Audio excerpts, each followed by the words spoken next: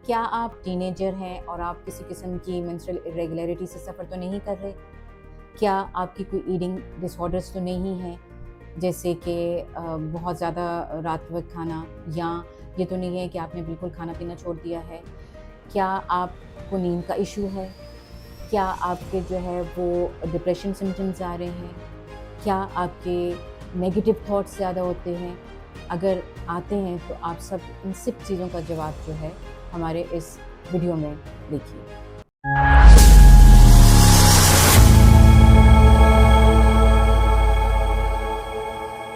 अस्सलाम वालेकुम, मैं हूँ डॉक्टर रुखसाना शेख और हम जो है बात कर रहे थे लास्ट टाइम। जो हमारा टॉपिक था वो था वुमेन के डिफरेंट जो है वो पीरियड्स जो हैं, लाइफ के जो पीरियड्स हैं उनमें एक जो पहले पे हम डिस्कस कर रहे थे विच वाज एडोलसेंस, यानी कि जो पीरियड हमने कहा था starting from 10 years to 19 years तक जो है वो स्पैन चलता है।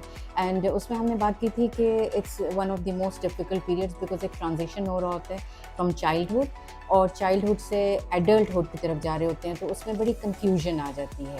So there lot of changes. एक चेंज होता है फिजिकल चेंज होता है, then there is emotional change, apart from that फिर मेडिकल चेंजेस आते थे, फिजियोलॉजिकल चेंजेस हैं, इंटेलेक्चुअल चेंजेस हैं, सोसाइटी प्रेशर्स होते हैं बहुत ज़्यादा, पीयर प्रेशर होता है, करियर प्रेशर होता है। सो बहुत सारी चीज़ें होती हैं, लेकिन आज हम बात करेंगे वो मेडिकल से रिलेटेड बात करेंगे कि मेडिकल की क्या प्रॉब्लम्स आती हैं, स्पेशली जो एडोलसेंट लेडीज़ होती हैं, गर्ल्स होती हैं, उनको क्या प्रॉब्लम्स आती हैं। तो बेसिक जो चेंजेस आ रही होती हैं, एक तो मेंस्ट्रुएशन उनकी स्टार्ट होती है। सो मेंस्ट्रुएशन जब स्टार्ट होती है तो उसके अंदर आता है मेंस्ट्रुअल इरेगुलरिटी आनी शुरू हो जाती है, there is menorrhagia, dysmenorrhea, PCOS का कंडीशन आनी शुरू हो जाती है। Then there is menstrual irregular या मेंस्ट्रुअल प्रॉब्लम्स के अलावा जो होती हैं वो होती हैं ईटिंग डिसऑर्डर्स होते हैं। पहले हम बात करते हैं मेंस्ट्रुअल इरेगुलरिटी की। मेंस्ट्रुअल इरेगुलरिटी जो होती है फर्स्ट 5 टू 6 मंथ्स या इवन 1 ईयर तक भी पीरियड्स जो हैं जब स्टार्ट होता है मेनार्की से। मेनार्की इज़ द टाइम जबकि पीरियड स्टार्ट होते हैं। तो जब पीरियड स्टार्ट होते हैं तो तब इरेगुलर पीरियड्स आते हैं। 5 टू 6 मंथ्स आ सकते हैं, and then even sometimes 1 year तक भी जा सकते हैं। मेंस्ट्रुअल इरेगुलरिटी में एक और चीज़ होती है जो आजकल बहुत कॉमन है, व्हिच इज़ पीसीओएस। पीसीओएस आपने हर किसी से सुना होगा, बट पीसीओ एक्चुअली क्या होता है वो हम किसी दिन और इसका वीडियो बनाएंगे। बट इतना सिर्फ कह दूं कि PCO is polycystic ovarian syndrome, जिसमें कि हार्मोनल इम्बैलेंस होता है। हार्मोनल इम्बैलेंस की वजह से जो है वो एग जो है स्मॉल फॉलिकुलर ग्रोथ हो रही होती है ओवरीज के अंदर, और हार्मोन्स जो है वो प्रॉपर्ली सिक्रीट नहीं हो रही होती, मेंस्ट्रुएशन प्रॉपर नहीं होती है। और इसका बहुत ज़्यादा ताल्लुक जो होता है ओबेसिटी से होता है, यानी कि मोटापे से होता है। सो आजकल के बच्चों में ख़ासतौर पर देखा गया है कि ईटिंग डिसऑर्डर, जिसको हम नेक्स्ट इशू को वो करेंगे, फेस करेंगे, उसको हम डिस्कस करेंगे। तो ईटिंग डिसऑर्डर्स की वजह से भी, ईटिंग हैबिट्स की वजह से भी पीसीओएस आजकल बहुत कॉमन है, not only because of that but because of the lifestyle as well. So next अब आ जाता है इनकी जो मेडिकल प्रॉब्लम होती है ईटिंग डिसऑर्डर्स। ईटिंग डिसऑर्डर्स में क्या है, बिकॉज बॉडी चेंजेस हो रही होती हैं। बॉडी चेंजेस में अक्सर जो है वो टीनेजर्स क्या करते हैं कि ख़ासतौर पर बच्चियाँ के वेट गेन ना हो जाए तो वो खाना बंद कर देते हैं या अपनी डाइट को बहुत ही ज़्यादा। एंड बहुत सारे बच्चे जो हैं, बहुत सारी बच्चियाँ जो हैं वो एनोरेक्सिया नर्वोसा के जो है वो उसका शिकार होना शुरू हो जाते हैं। कुछ मैंने पेशेंट्स खुद देखे हैं इस तरह, कुछ टीनेजर्स देखे हैं, और वो उस पर एक्सेप्ट नहीं करते। There is a problem that there is denial कि हम ऐसा नहीं कर रहे, बट एक्चुअली वो खाने को ही मना कर रहे होते हैं, कि बहुत सारी चीज़ों को रोक रहे होते हैं। दूसरी चीज़ जो है वो बहुत कॉमन जो हो जाती है, एक ये है इर्रेगुलर ईटिंग, यानी कि जैसे रात के वक्त जो है वो बहुत ज़्यादा आजकल, बहुत ज़्यादा, क्योंकि रात को ज़्यादातर बच्चे जाग रहे होते हैं तो रात को ज़्यादा खाते हैं, और जब रात को ज़्यादा खाते हैं तो फिर उसकी वजह से जो है वो वेट गेन होना शुरू हो जाता है। और जंक फूड आजकल जैसे देखा गया है, जंक फूड का बहुत ज़्यादा इस्तेमाल होता है। Not only junk food but मीठे का बहुत ज़्यादा इस्तेमाल होता है, and this leads to obesity. और वो ओबेसिटी की वजह से क्या होता है, मेंस्ट्रुअल इरेगुलरिटीज़ एंड पीसीओएस की तरफ फिर चला जाता है। इसी तरह से ईटिंग डिसऑर्डर ना सिर्फ मेंस्ट्रुअल इरेगुलरिटी की तरफ लेके जाता है, बट एक और थर्ड चीज़ है जैसे डिप्रेशन की तरफ जाता है। Depression, why depression?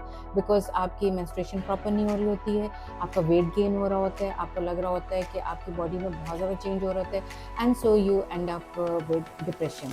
और डिप्रेशन जो है वो उसके लिए यही होता है कि एक एश्योरेंस चाहिए होती है। ऐसे बच्चियों को एश्योरेंस चाहिए होती है, उनको यकीन दिलाना होता है कि these changes they occur with everybody.